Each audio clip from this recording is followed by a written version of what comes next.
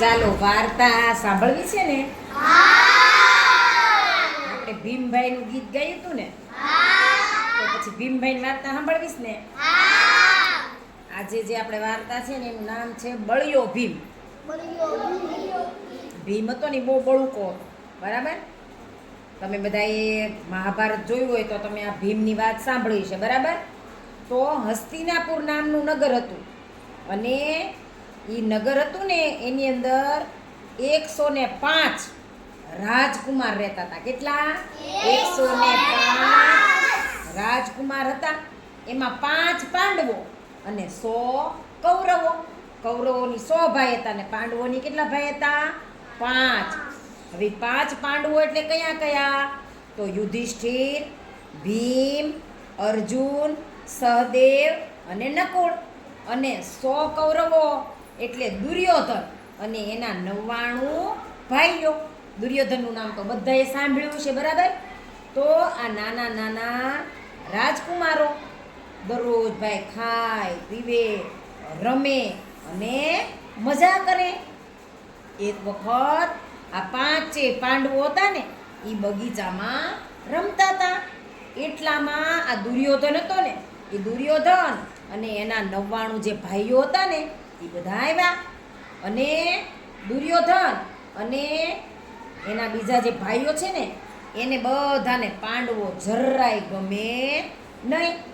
એમાંય ભીમ હતો ને એની ઉપર તો ભાઈ કૌરવોને એના મનમાં બહુ દાય, બહુ ખીજ. બધાને કૌરવોને ભીમ ઉપર બહુ જ દાય જો ભાઈ.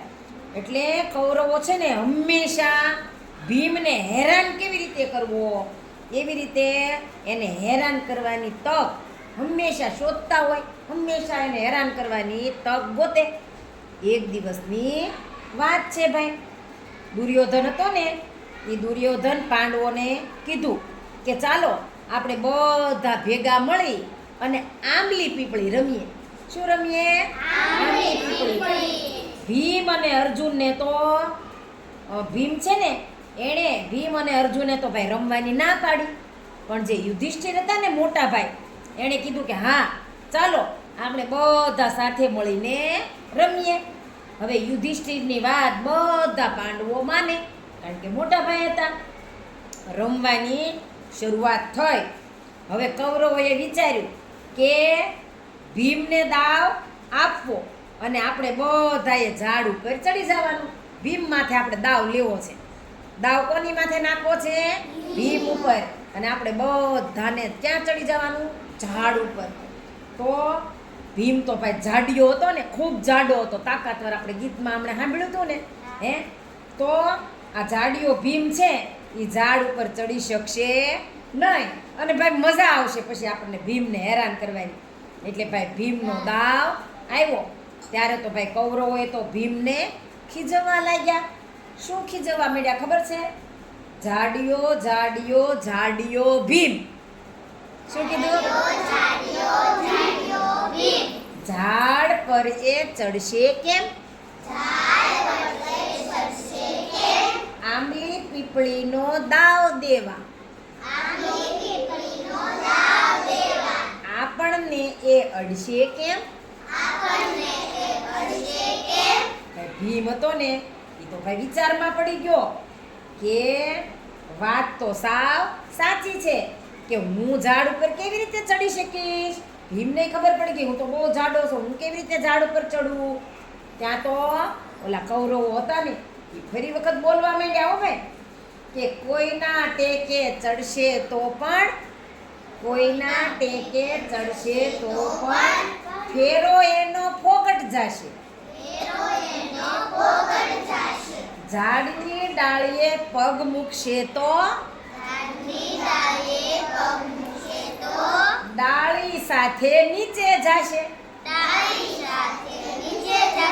ભીમ બહુ જાડો હતો ને તો ડાળી પર ચડે તો ડાળી તૂટી જાય કે નહીં, ડાળી હોતો હેઠો પડે કે નહીં. એટલે બધા એવું ગાયું. તો ભાઈ ભીમભાઈ હતા ને ભીમને તો બહુ ગુસ્સો આવ્યો અને એણે તો જોરથી બૂમ પાડી. અને એવી બૂમ પાડીને તો એનો જે મોટો અવાજ થયો ને એ મોટા અવાજથી તે 1-2 કૌરવ તો ધ્રુજવા લાગ્યા ભાઈઓ. અને ભીમે તો ભાઈ પોતાનો હાથી જેવો પગ હતો ને એ પછાડ્યો. તમે હમણાં ગીતમાં ગાયું ને ધરતી ધમધમતી, એમ આમ પગ પછાડ્યો ને ત્યાં તો ધરતી ધ્રુજી ગઈ.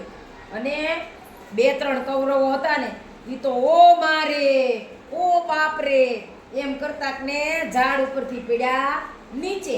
કારણ કે એટલો બધો પગ પછાડ્યો ને ધરતી એટલી આખું બધું હલી ગયું. તો એ તો 2-3 આવ્યા નીચે. પણ હજુ ભીમભાઈ હતા ને એ તો ગુસ્સામાં ને ગુસ્સામાં જ હતા. કારણ કે દુર્યોધન અને એનો ભાઈ બીજો હતો ને દુશાસન, એ બધા તો હજી ઝાડ ઉપર જ હતા અને હજી તો એ ભીમને ખીજવતા જ હતા. એટલે ભીમને તો ભાઈ ગુસ્સો બહુ ચડેલો અને ગુસ્સામાં તો ભીમે શું કર્યું ખબર છે?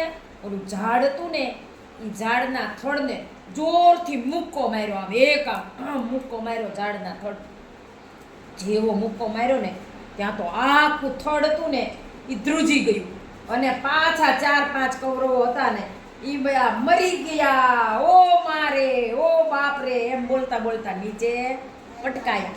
ઓલા બોર કેમ પટ પડ્યા હતા ને એમ આ બધા નીચે બોરની જેમ ટપ કરતા પડ્યા. અને આ જોઈ અને જે મુક્કો માર્યો ને ભીમે એ જોઈ અને ભીમને તો ભાઈ યુક્તિ સૂજી કે હા આ બરાબરનું છે. એને તો એટલે તો ભીમે શું કર્યું? એને તો બરાબર ઓલું થડ હતું ને આમ બથથી પકડી લીધું, આમ બથમાં લીધું અને જોરથી એને આમ હલાવવા માંડ્યું.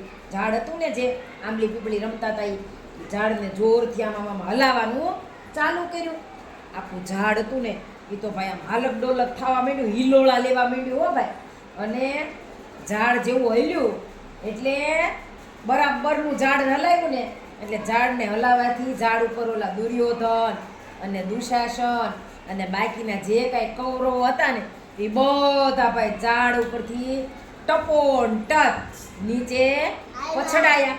અને દુર્યોધન તો ભાઈ ઊંધે માથે પડ્યો હો ભાઈ, ઊંધે માથે આવ્યો. અને ભીમ તો ભાઈ દુર્યોધનને અડી ગયો. કોને અડી ગયો?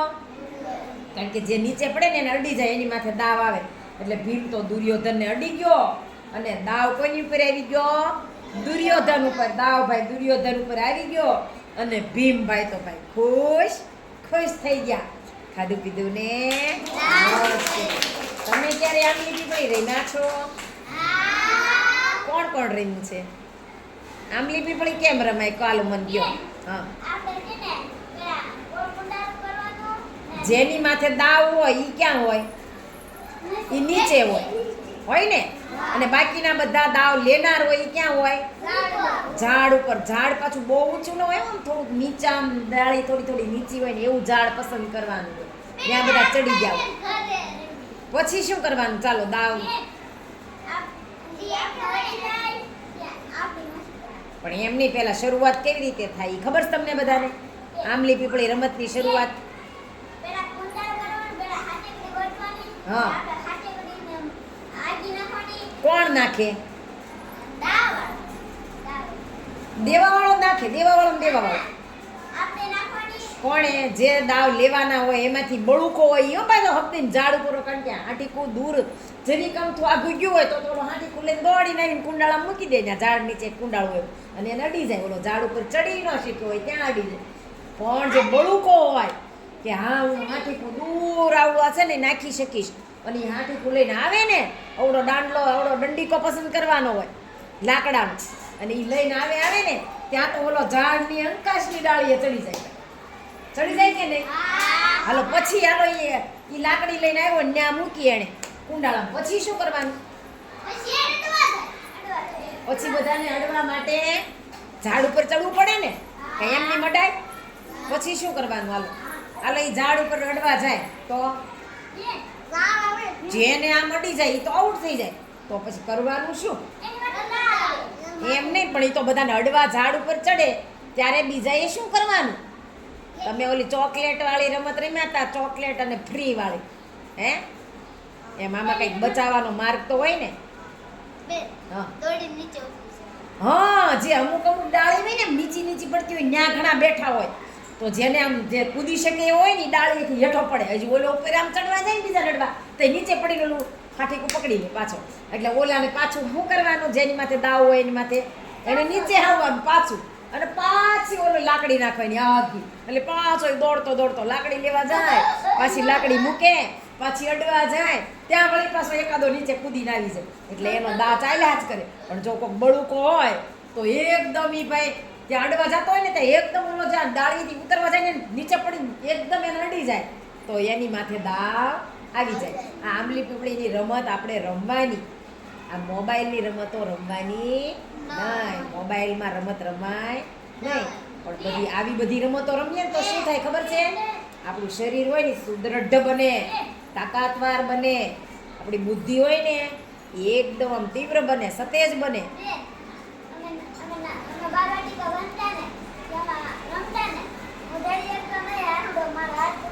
તો આમ જો આવી બધી રમતો રમવાથી આપણામાં ચપળતા, નિડરતા, તત્પરતા આવા કેટલાય ગુણો આવે. બરાબર? અત્યારે આપણે અહીંયા આપણી નિશાળમાં કે એવું કે ઝાડ છે કે જ્યાં આંબલી પીપળી રમી શકીએ. આપણે એના માટે ક્યાંક કોકની વાડીએ જવું પડશે. બધી પિકનિકમાં ગયા હતા ને પૂંજભાઈ કહેતા હતા ને અમારી વાડીએ બહુ કેરી છે, તો આપણે એની વાડીએ કેરી જોવા જઈએ ને આંબલી પીપળી રમવાય જઈએ. એમ કરવું છે ને? પાછી પિકનિક કરવી છે ને? ચાલો.